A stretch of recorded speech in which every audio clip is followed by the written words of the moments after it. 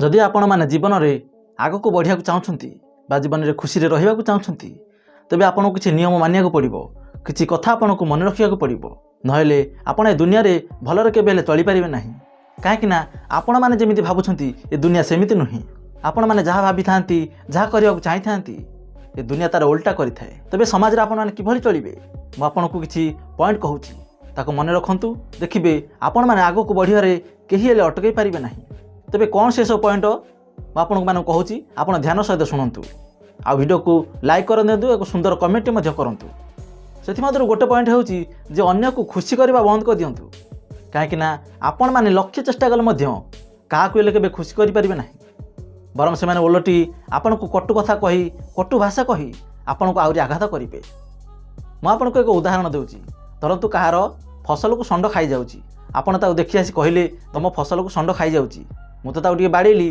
कि सी गलानी आपड़ से लोकर भल कले कि सी आपन को कौन कह जब षंड खाऊला तू बाड़े देलुनी आसी ये कहूँ कौन आपड़ ताकर भल पाई कहले किंतु सी ओलटी आपन को आहरी खराब भाषा कर कहले जदि आप जमार कही न था आपन को फसल को षंड खाऊँ बोली तेज से कथा जापारि न था किंतु आपन ताकर फसल बचाइया को जाई से षंड को घौड़ाइले आ षंड न जारू खबर देले किंतु एसबू कलापर आपन दोषी हेले तेणु एठार कहार मंगल करेंगे आपण मैंने आउ क्या खुशी करेंगे ये दुनिया एमती होता है। नेक्स्ट पॉइंट हूँ जे दरकार ठू क्या अधिक आशा रखुनी आपड़ जहाँ जी पाइपर से चाहतु जदि अधिक आशा रखिए निश्चित भाव में आप दुख पाइबे। मुझे गोटे एग्जाम्पल दूसरी जे कोरोना समय बा कोरोना पाखापाखि सरी आसला से समय मोर गाँव में एक सांगर बाहागर होबार थिला तो भुवनेश्वर मोर आ गोटे सांगर होता आ तार बाइक थिला मोर किंतु बाइक नथिला आ सेते गाड़ी काँ भाँ चलवा स्टार्ट होलानी किंतु प्रायतः गाड़ी मिले ना जी मिलूला से भी बहुत भिड़ होता सी जीवार थिला गाँव को मुझे जीवार थिला कहीं दिज आम सांग किंतु मुझे गाँव को जीवा कथा कहली सी कहला जे आम सांग ही बाइक रे पलैबा तू कहीं बस बस जीवु आ मोर तो बाइक अच्छी सांग आम पलैबा कहले ठीक अच्छे ताले केते बाहर ना कम सारिक आम गोटे दुटा बेलू बाहर आ संध्या भितर जाइए आम तार रिसेप्शन में पहुँची जा तेणु मुझे मोर कम सारी वेट कली कि जिते समय आसला सी आ कि फोन फान कलानी मुझे फोन कल अरे दुईटा तीन है केते जा ना सांग मुझे जापारि आ मोर से फल गाड़ी लगी अंडा गाड़ी लगी तार अच्छी गोटे अंडा दुकान थी फल दुकान थी तेज ये समय में कौन करी किसी करें आउ गाड़ी ना कारण गाड़ी सब दीपहर पलैला ये कथा जब से आगुरी मत कही था ताले मु अन्य कौन व्यवस्था करी गाँव को जापारि था तेणु ये मु हैरान हली कहीं मुझे दरकार ठू अधिक आशा कली अधिक विश्वास कली अधिक भरोसा कली एमती एक बहुत बड़ शिक्षा पाइली तेणु जदि आपण मैंने एमती करुवे एमती के करूँ ना कारण अन्य आशा रखिले केवल दुख ही मिल द्वारा आपंकर अधिक समय केवल टेंशन ही चली नेक्स्ट पॉइंट हूँ जे निज काम ध्यान दिंतु कहीं आपण काम ही आपन को लाइफ रे सफलता देव कहीं बाकी जिन तो एमती आसुवा जाऊँ किंतु जदि आप जीवन में सफल न हे तेज आपको कहीं पचारे ना से सब निज काम को प्रायोरिटी दिंतु आपण काम कर सारे अन्य काम देखु। नेक्स्ट पॉइंट हूँ जे प्रतिदिन आपण निज भितर किसी इम्प्रूवमेंट आणतु आपड़ आज जमी चलुँच आसंता काली आपण भर गोटे चेंज आणतु आपड़ जिते चेंज आणवे जे आप निजक देखी आश्चर्य होते मुझे कौन थी आउ कौन हो गली चेंज माने आप जी भल अच्छा आउ टे भल हाँ चेष्टा करूँ आपड़ जी इनकम कर अधिक इनकम करने चेष्टा करूँ बीती दिन गुड़िक ठारू आसंता दिन गुड़ आहरी भल करूँ आ देखिए एमती करी गोटे दिन आपण आपणकर सबुठारु बेस्ट भर्सन को पाइपर। नेक्स्ट पॉइंट हूँ जे निजर समय को महत्वपूर्ण काम लगाओ फालतू काम टाइम पास करवा कि फालतू कथार मुंड भर्ती करवा अଯଥାରେ आपन समय को बर्बाद कर आपण समय बहुत मूल्यवान अटे तेणु कथा को बुझंतु आ निज काम लगी जातु आ समय को केबे बर्बाद करंतु नहीं कहीं समय एमती गोटे जिनिस जहाँ थरे चलीगले आ दिथर केबे मिले ना।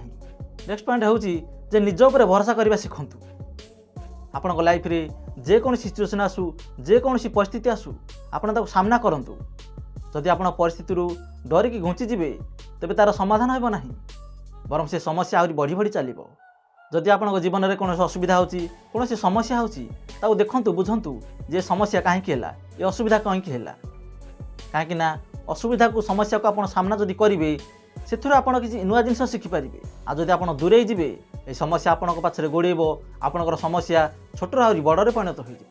ଆଉ ନେକ୍ସଟ ପଏଣ୍ଟ ହେଉଛି ଠିକ୍ ଏହାର ଓଲଟା, ଯେ ଆପଣଙ୍କର କେହି ଯେତେ ନିଜର ହେଲେ ମଧ୍ୟ ଆପଣଙ୍କର ଦୁର୍ବଳତା କିମ୍ବା ବଳ ବିଷୟରେ ମଧ୍ୟ କାହାକୁ ହେଲେ କେବେ କୁହନ୍ତୁ ନାହିଁ। ସିଧା କଥା ହେଲା ଯେ ଆଖି ବନ୍ଦ କରିକି ଅନ୍ୟ ଉପରେ ଭରସା କର ନାହିଁ। ପୂର୍ବ ପଏଣ୍ଟରେ କହିଥିଲି ଯେ ଆଖି ବନ୍ଦ କରି କାହା ଉପରେ ଭରସା କଲେ ଆପଣ ନିଶ୍ଚୟ ଭାବରେ ହଇରାଣ ପଡ଼ିବେ, କାହିଁକି ନା ସବୁଠାରୁ ଅଧିକ ଧୋକା ସେଇଠାରୁ ମିଳିଥାଏ ଯାହାକୁ ଆପଣ ଅତି ନିଜର ଭାବି ବିଶ୍ୱାସ କରିଥାନ୍ତି, ଅତି ନିଜର ଭାବି ଭରସା କରିଥାନ୍ତି।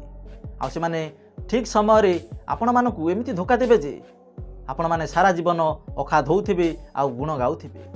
ନେକ୍ସଟ ପଏଣ୍ଟ ହେଉଛି ଯେ ନିଜ ଦ୍ୱାରା କରିଥିବା କଥାକୁ ପୁରା କରନ୍ତୁ। ଯେଉଁ କଥା ଗୋଟିଏ ଥର କହିଛନ୍ତି ସେ ସଂକଳ୍ପକୁ ଯେମିତି ହେଲେ ପୁରା କରନ୍ତୁ, ସେ କାମକୁ ଯେମିତି ହେଲେ ପୁରା କରିବାକୁ ଚେଷ୍ଟା କରନ୍ତୁ। ଯଦି କି ଆପଣମାନଙ୍କୁ କହୁଛି ଯେ ଆରେ ଏ କଥା ସିନା ତୁ କହିଦେଇଥିଲୁ କିନ୍ତୁ କରିବା ତାହା ବହୁତ କଷ୍ଟ, ଲୋକମାନଙ୍କ କଥାରେ କେବେ ହେଲେ ଭାସନ୍ତୁ ନାହିଁ, କାହିଁକିନା ଲୋକମାନେ ଆପଣମାନଙ୍କୁ ପଛରୁ ଭିଡ଼ିବେ, ଆପଣମାନଙ୍କୁ ଡରେଇବେ, ଭୟ ଦେଖେଇବେ ଯେ କାମ ତୁ କରିପାରିବୁ ନାହିଁ, ଏ କାମ ତୋ ଦ୍ୱାରା ହେବ ନାହିଁ, ତାହା ତ ବହୁତ ବଡ଼ କାମ, ତୁ କ'ଣ ତାକୁ କରିପାରିବୁ। ତେଣୁ ସେମାନଙ୍କ କଥା ବିଲକୁଲ ଶୁଣନ୍ତୁ ନାହିଁ। ଆପଣ ଯଦି ସଂକଳ୍ପ କରିଛନ୍ତି ଏ କାମ କରିବା ପାଇଁ ତେବେ ଏ କାମକୁ ଯେମିତି ହେଲେ କରନ୍ତୁ। ସଂସାରର ଏମିତି କୌଣସି କାମ ନାହିଁ ଯାହାକୁ ମଣିଷ କରିପାରିବ ନାହିଁ। ଆପଣ ଦୁନିଆରେ ଯାହା ବି ଦେଖୁଛନ୍ତି ଯେକୌଣସି କାମ ହେଉ ତାକୁ ମଣିଷ ହିଁ କରୁଛି।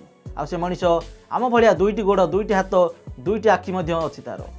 ସେଥିପାଇଁ ଅନ୍ୟର କଥାରେ ଭାସି ଯାଇ ନିଜର କାମକୁ ଟାଳନ୍ତୁ ନାହିଁ। ଆଉ ଯେଉଁ କାମ ଆଜି କରିବାର ଅଛି ତାକୁ ଯେମିତି ହେଲେ ଆଜି କରନ୍ତୁ, କେବେ ହେଲେ ସେ କାମକୁ କାଲିକୁ ଟାଳନ୍ତୁ ନାହିଁ, କାହିଁକି ନା ଆଜିର କାମ କାଲିକି ରଖିଲେ କାଲିର କାମ ମଧ୍ୟ ଆହୁରି ବଢ଼ିଯିବ। ଆଉ କିଏ ଜାଣେ ଆସନ୍ତାକାଲି ଆପଣଙ୍କ ସହିତ କ'ଣ ହୋଇପାରେ। ତେଣୁ ନିଜର ସଂକଳ୍ପକୁ ଯେମିତି ହେଲେ ପୁରା କରନ୍ତୁ। ନେକ୍ସଟ ପଏଣ୍ଟ ଯେଉଁଟାକି ଆପଣଙ୍କ ପାଇଁ ନିହାତି ମହତ୍ତ୍ୱପୂର୍ଣ୍ଣ ତାହା ହେଉଛି ଯେ ଖରାପ ଅଭ୍ୟାସ ଆଉ ଖରାପ ସାଙ୍ଗସାଥି ଆଜିଠାରୁ ଛାଡ଼ି ଦିଅନ୍ତୁ। ଯେଉଁ ଜିନିଷ, ଯେଉଁ ବସ୍ତୁ ବା ଯେଉଁ ସାଙ୍ଗସାଥି ଆପଣ ପାଇଁ ଖରାପ ତାକୁ ଛାଡ଼ନ୍ତୁ ନିଶ୍ଚୟ। ଯଦି ଆପଣ ନିଶାପାନ କରୁଛନ୍ତି ବା ଏମିତି କୌଣସି ସାଙ୍ଗସାଥି ସହିତ ମିଶୁଛନ୍ତି ଯେଉଁମାନେ କି ସମାଜ ପାଇଁ ଖରାପ, ତେବେ ତା ଆଜିଠାରୁ ତ୍ୟାଗ କରନ୍ତୁ, କାହିଁକି ନା ଖରାପ ଅଭ୍ୟାସ ଆଉ ଖରାପ ସାଙ୍ଗସାଥି ଆପଣଙ୍କୁ ଦିନେ ନିଶ୍ଚିତ ଭାବରେ ଅସୁବିଧାରେ ପକାଇଦେବ। ତେଣୁ ଏ କଥାକୁ ବୁଝନ୍ତୁ ଆଉ ସାବଧାନ ରୁହନ୍ତୁ। ନେକ୍ସଟ ପଏଣ୍ଟ ହେଉଛି ଯେ ନିଜକୁ ଭଲ ପାଆନ୍ତୁ, ନିଜକୁ ସମ୍ମାନ କରନ୍ତୁ, ନିଜକୁ ରେସପେକ୍ଟ କରନ୍ତୁ। ଆପଣ ନିଜକୁ ଯେତିକି ଜାଣିଛନ୍ତି ଆପଣଙ୍କୁ ସେତିକି ଅନ୍ୟ କେହି ଜାଣିନାହାନ୍ତି। ସେଥିପାଇଁ କାହା ଆଗରେ ନିଜର ଅପମାନ କେବେ କରନ୍ତୁ ନାହିଁ କିମ୍ବା ଅପମାନ ହେବାକୁ କାହାକୁ ଦିଅନ୍ତୁ ନାହିଁ। ଆପଣ ଯଦି କେଉଁଠି ଅପମାନ ପାଇଥିବେ, ଆପଣଙ୍କ ସହିତ ଯଦି କେଉଁଠି ଖରାପ ହୋଇଥିବ, ସେ କଥା ମଧ୍ୟ କାହା ଆଗରେ କୁହନ୍ତୁ ନାହିଁ, କାହିଁକି ନା ଏ କଥା ଯାହାକୁ ଆପଣ କହିବେ ସେମାନେ ମଧ୍ୟ ଆପଣ ପାଇଥିବା ଅପମାନକୁ ବା ଆପଣ ପାଇଥିବା ଅସମ୍ମାନକୁ ଅନ୍ୟ ଆଗରେ କହିବେ, ଯାହାଦ୍ୱାରା ଆପଣ ମଧ୍ୟ ନିଜ କଥାକୁ ନେଇ ଅନ୍ୟମାନଙ୍କ ଆଗରେ ଲଜ୍ଜିତ ହେବେ। ତେଣୁ ଏମିତି ଲୋକକୁ କେବେ ହେଲେ ସୁଯୋଗ ଦିଅ ନାହିଁ ଯିଏକି ଆପଣଙ୍କର ଅପମାନ କରିବ। ଯେଉଁ ଲୋକର ଆପଣଙ୍କ ସହିତ ରହିବାର ଯୋଗ୍ୟତା ନାହିଁ, ଆପଣଙ୍କ ସହିତ ମିଶିବାର ଯୋଗ୍ୟତା ନାହିଁ, ସେ ଲୋକଠାରୁ ନିଶ୍ଚୟ ଦୂରେଇ ରୁହନ୍ତୁ, କାହିଁକିନା ସେ ଲୋକ ଆଜି ନହେଲେ କାଲି ନିଶ୍ଚୟ ଆପଣଙ୍କୁ ଅପମାନ କରିବ, ନିଶ୍ଚୟ ଆପଣଙ୍କର କ୍ଷତି କରିବ। ଆଉ ନେକ୍ସଟ ପଏଣ୍ଟ ହେଉଛି ବା ଶେଷ ପଏଣ୍ଟ ହେଉଛି ଯେ ଆତ୍ମନିର୍ଭରଶୀଳ ହୁଅନ୍ତୁ। ଆପଣ ଯାହା କିଛି ବି କାମ କରୁଛନ୍ତି ତାର ନିଷ୍ପତ୍ତି ନିଜେ ନିଅନ୍ତୁ। କେତେ ଠିକ୍ କେତେ ଭୁଲ ତାର ମତ ଅନ୍ୟଠାରୁ ନିଅନ୍ତୁ ନାହିଁ, କାହିଁକି ନା ଆପଣଙ୍କ ପାଇଁ କେଉଁ କାମ ଭଲ କିମ୍ବା ଖରାପ ଆପଣ ଯେତିକି ଜାଣିଛନ୍ତି ତାହା ଅନ୍ୟମାନେ କେହି ହେଲେ ଜାଣିନାହାନ୍ତି।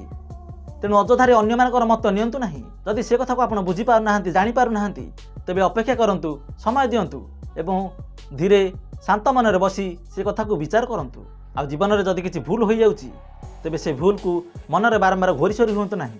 ମଣିଷ ମାତ୍ରକେ ଭୁଲ ହୋଇଥାଏ। ଯଦି ଭୁଲ ହେଉଛି ତେବେ ସେଥିରୁ ଶିଖନ୍ତୁ ଆଉ ସେଥିରୁ ଶିଖି ଆଗକୁ ବଢ଼ିବାକୁ ଚେଷ୍ଟା କରନ୍ତୁ। ଏ ଜୀବନ ଆଗକୁ ବଢ଼ିବା ପାଇଁ ହିଁ ମିଳିଛି, ସେଥିପାଇଁ ଜୀବନରେ ଆଗକୁ ବଢ଼ନ୍ତୁ ଆଉ ଲାଇଫରେ ସବୁବେଳେ ଖୁସିରେ ରହିବାକୁ ଚେଷ୍ଟା କରନ୍ତୁ।